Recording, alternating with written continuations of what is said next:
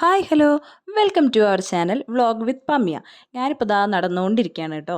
നിത്യയുടെ വീട്ടിലേക്കാണ് പോകുന്നത്. അപ്പോൾ ഇന്നാണ് നമ്മുടെ കെട്ടുനിറ. അപ്പോൾ കെട്ടുനിറയ്ക്ക് കുറച്ച് കാര്യങ്ങളൊക്കെ സെറ്റ് ചെയ്യേണ്ടത്. അപ്പോൾ അതിന് വേണ്ടിയിട്ട് ഞാൻ പോവാണ്. നല്ല നട്ടുച്ച നേരത്താട്ടോ പോകുന്നത്. നല്ല വെയിലുണ്ട്. അതാണ് ഈ കുട പിടിച്ചിട്ടുള്ള പോക്ക്.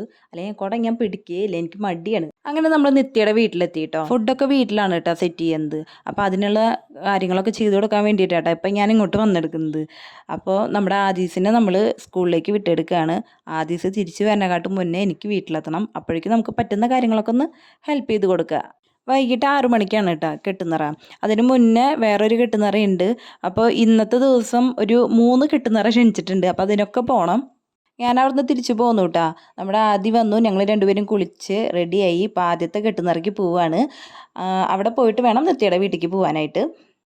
കെട്ടുനിറ കഴിഞ്ഞു കേട്ടോ. ഇപ്പം ഞങ്ങൾ നിത്യയുടെ വീട്ടിലാണ്. അപ്പോൾ അവിടെ കുട്ടികൾ ചിരാതൊക്കെ വെച്ചിട്ട് കത്തിക്കുന്നുണ്ട്. അപ്പോൾ ആദ്യം നോക്കി കേട്ടോ, ലേറ്റ് ആയിട്ടാണ് കെട്ടുനിറ തുടങ്ങാനായിട്ട്. 6 മണിക്ക് പറഞ്ഞിട്ട് 6:30 ആയി. ആദ്യത്തെ കെട്ടുനിറ ഈ ചേട്ടൻ തന്നെയാണ് ചെയ്തത്. അപ്പോൾ അവിടെ നിന്ന് വരാൻ ലേറ്റായി.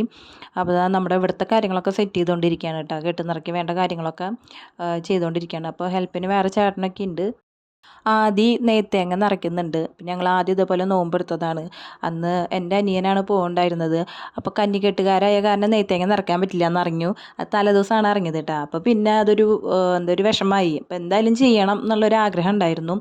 അപ്പോൾ ഇതാ നമ്മുടെ നിത്യയുടെ മക്കൾ പോകുന്നുണ്ട്, ഹസ്ബൻഡും പോകുന്നുണ്ടെന്ന് പറഞ്ഞ കാരണം പിന്നെ അവരെ കൂടെ ചെയ്യാമെന്ന് വിചാരിച്ചു. അപ്പം ഞാൻ മുടങ്ങിപ്പോയ ആ ഒരു കാര്യമാണ് ഇപ്പോൾ ചെയ്യുന്നത്. അപ്പോൾ അത്രയും സന്തോഷമുണ്ട്.